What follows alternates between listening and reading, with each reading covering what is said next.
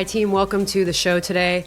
I'm so excited about this particular episode because it's such a big issue in life, but also in coaching and just with people in general. Today, we will talk about the topic, something that I call problem energy versus solution energy. Essentially, we'll discuss one of the most common struggles of all time, which is our ability to find a resolution when it comes to being in struggle or challenge. We talk a lot about problems in coaching. It's one of the main things that we work through is helping people sift through the big issues, the big problems in life. And I know that you have felt what it feels like to be kind of in the thick of the problem, like be stuck in the swirl of the challenge and the struggle and the stressors of the day. But I will tell you, when I started to understand this idea of problem versus solution energy, it completely shifted my perspective about how I needed to show up when it comes to any type of hard conversation or difficult circumstance. I wish I would have known about this years ago. Anytime I mention this idea in coaching, every single one of my clients perks up. And I think that this is because it's something that we understand intuitively. What I think is most important to know is that the energy of a problem is much different than the energy of a solution. And when you are in problem energy, you cannot get to a solution. When you are in problem energy, you cannot get to a solution. It's a totally different place. It's a different feeling. It's a different energy. And to be able to get to a solution, we have to transition out of problem energy and get into what we call solution energy. So first, let's understand and differentiate between the two. Problem energy, it's essentially being focused on the problem. It might look like venting, criticizing, complaining, judging, gossiping, bitching. It's the tendency to get stuck in the weeds, like mired in the mud, lost in the details of a problem or a challenge or a struggle, and experiencing all the emotions that go along with that stressor or struggle.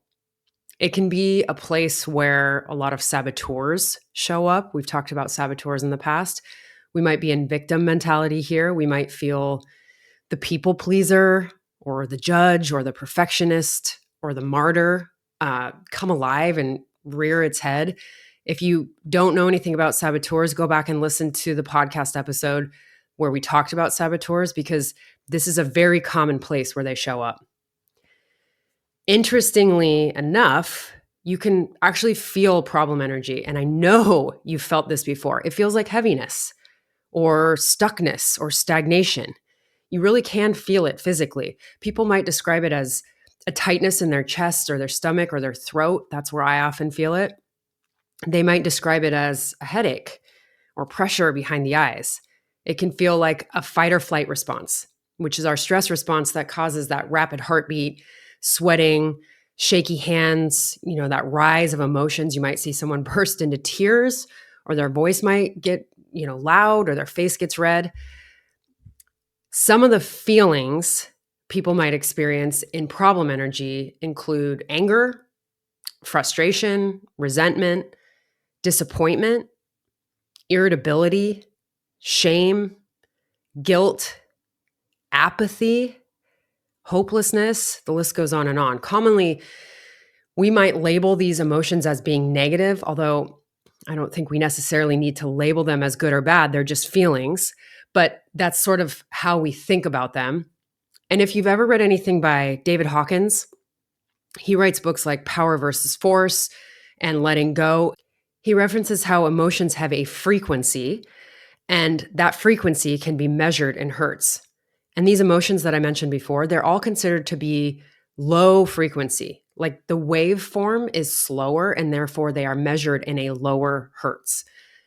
In contrast, we have solution energy, where the primary focus is finding a solution to the issue at hand. Some of the feelings people might experience in solution energy would include curiosity, open-mindedness, hopefulness, neutrality, courage, bravery, excitement, enthusiasm, compassion, empathy, love, acceptance, joy, even things like appreciation, gratitude, inventiveness, innovation, optimism. And David Hawkins would refer to these emotions as being high frequency, meaning they have a higher measurement in hertz. The waveform of the emotion is faster. That frequency is faster. And you can imagine what this might look like in real life. It could look like brainstorming, collaboration, active listening, creating agreements, etc. But why is this all important? Why does it matter? Because you cannot get to a solution from a place of problem energy. You can't. And this was a game changer for me to understand, because when you are in problem energy, it is impossible to get to the solution you want because they're different frequencies. And when I really started to understand this, everything made sense about past experiences in my life where I was in conflict or I had struggle. Most times when people are in conflict, imagine this, they are both in problem energy. I mean, think about it. We see this all the time in our everyday experience. You might see it in a work meeting where people are bitching or complaining or blaming other teams or other employees for dropping the ball or missing a deadline or not delivering to the client on time. You see this in marriages or relationships when partners are defensive or bringing up things from the past. Maybe they're keeping score in the relationship. They might be saying things like, yeah, well, you did this to me and you made me feel this way. These are examples of people being in low frequency emotions. Remember, things like resentment, anger, frustration, irritability, shame, guilt, blame, and therefore being in the energy of the problem. Knowing that solution energy involves emotions that are much higher frequency, we can see how people miss each other so often when they're trying to get to a solution because they're in low frequency emotions the majority of the time. Despite the fact that, when you're in a struggle or a conflict, everyone in the room wants to get to a solution, of course, but you can't get to a solution from a place of problem energy. And that's the thing that people miss. It's really common for people also to get stuck in problem energy. And then they feel very frustrated that they can't see a solution from that vantage point. So let's see an example. Someone might say something like, I can't change my circumstances. I'm stuck in this job. I can't earn more money because XYZ. It's impossible for me to get to my goal because of the situation I'm in. I don't have enough flexibility. I don't have enough time. How am I supposed to create opportunity for myself when I have to do, this slew of things? They are essentially telling themselves that it's not possible to do the thing they want to do. And they're listing all the reasons why they can't do something. They're telling the story of their limitations. And that energy is a very different frequency, being focused on the problems and the limitations, than the energy of focusing on solutions and opportunities. Do you see that? Here's what we can acknowledge. There are times where we are just going to be in the energy of the problem. There will be circumstances and seasons of our life where we are in problem energy, like in it. And I think that's okay. Sometimes it's actually helpful to really dig in there in the problem energy and get clear on what you don't want, because it does help you understand what you do want in the end. It's this process of sifting and sorting information from your life so that you can better understand where you want to go. So I'm not saying that you'll never be in problem energy. I'm not saying that you'll never be in a place where you are complaining or you're thinking about the things that aren't working in your life. From what I've experienced in working with people for so many years, and also just from my own life's experiences, this is a natural part of the process that can serve you to a degree. So while acknowledging that time spent in problem energy can sometimes be useful, we also have to acknowledge that there's a fine line to this, because living in the space of a problem can actually be a habit. Problem energy can definitely be a habit. People can get in the routine of complaining a lot. They can be bitching and about everything. They're venting. It's very easy to get in the habit of gossiping. People can find community in criticism or complaining. We see this a lot. You see it in different social circles. You see it on mainstream media. You see it on social media. I know we all have someone in our life that does this. When you see them, the first thing out of their mouth, it's something negative or it's a complaint of some sorts. And many times, guys, people aren't conscious of it. They're not even aware because it's such a strong habit. And then that habit becomes their personality. So we really do have to be mindful that we're not getting stuck in the habit of problem energy. Being in that habit or pattern of problem energy, it's actually not a very fun place to be. It doesn't feel good. You can feel it physically and mentally and emotionally. But the fantastic thing is that because you can feel problem energy, that means you can also feel the shift when you move out of it and you move into solution energy. It feels lighter. It feels more open. It feels expansive and optimistic. There's hope there because you're starting to shift into more high frequency emotions. I felt this so many times in my life. You can probably do it just even in the few minutes that you're sitting here listening to this podcast. You can shift yourself from problem to solution energy and feel it in your body. And the really crazy thing is that other people can notice the difference as well. We as humans we have an innate ability to feel energy. Sometimes people call it intuition or gut instinct, but we're always broadcasting a frequency into the world with our energy. And as humans, we have an awareness of other people's frequency. You might think you don't, but you do. It's just like when you walk into a room and you can immediately sense whether or not this is a happy space. Like when you walk into a room with a couple that's arguing, you can often immediately feel the energy of that argument. When you step into a circle of people who are gossiping, you can instantly feel the energy of that problem-focused conversation, right?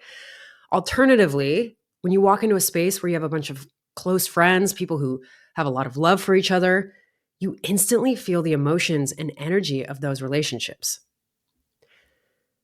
So the next obvious question is, how do I make a shift from problem energy to solution energy? It's a great question. I think the easiest way to access solution energy is to start asking questions. Because when you ask questions, you open the gate to curiosity and open-mindedness so that you can instantly start shifting, even just a little bit. You might ask yourself questions like, how do I want to feel? It seems obvious, right? How do I want to feel here? What would I love to see happen in this situation? What could I get curious about? What could I be more open-minded about? And then one of my favorite questions of all time to ask myself, what can I own here? Seriously, what can I take ownership of here? All of these simple questions, they're gateways and they're access points to this new type of solution that you couldn't access before when you're in problem energy. Like most things, when we're talking about mindset issues, this requires awareness, like a high level of self-awareness and awareness of others. And also, it requires ownership. So, awareness would look like asking yourself, what kind of energy am I bringing to this situation? What did I bring into this room? And what are the feelings that I'm feeling right now? If the answer is anything like, well, I'm bringing frustration and anger into this room, I'm bringing some fear into this space, I want to blame these people, I feel defensive, I feel quick to shut these people down, that's a good indication that you're in problem energy. And remember, that's okay, but it won't get you to your solution. And then for ownership, deciding what it is that you can own in this situation, even if it's simply your feelings, like fear or anger. I'm bringing this in right now. I got to own that. The fact that you have saboteurs like everyone else, and they're getting all flared up and you might be feeling a little triggered in a situation. When you take ownership of what you're bringing into that space, all the thoughts, all the feelings, the behaviors, you're much more able to take control and get into a place of solution energy. So why is this so important? Well, guys, a quick look around the world will tell you that most people are not aware of the energy that they're bringing into a room. And I think that's a huge problem. It was one of my biggest motivators for starting this podcast because as a leader, as a person of influence or somebody who wants to have impact, you have to understand the state of energy that you are in and how to shift it powerfully so you can get to the solutions you want, so you can be the person you want to be. Otherwise, you just turn into someone who's inconsistent, someone who people don't fully trust, someone who can't be depended on and is ineffective in leading the people around them. I know that's not what you want. seeing as you're here listening to this show. So my challenge to you this week is to practice this. Practice becoming aware of what kind of energy you're in. What are the feelings that are coming up for you when you are in conflict or you're in struggle or you're maybe having a hard conversation? Maybe you're dealing with a stressful event. And also practice shifting to those higher frequency emotions where you can actually access the solution you want. I call it a practice because it damn well is a practice. This stuff is very simple in theory, but it takes a lot of repetitions to be able to do this consistently throughout your day. Trust me though, you'll be able to do it. It's very possible. The more you practice, the more self-awareness you create, the easier it is to shift yourself from being in problem energy to being in solution energy. So good luck this week. Keep practicing and asking yourself, am I in problem or solution energy today? Thank you for listening to this episode, for caring what you're bringing to the world. And as always, thank you, team, for being ready to impact. Thanks for listening to Impact Ready. I hope today's episode inspired you to own your impact and recognize that you are powerful. By elevating our energy and awareness, we can create exponential change in this life. If you enjoyed today's insights, share them with a friend and subscribe to the show for more. I truly appreciate you. Thanks again for being here.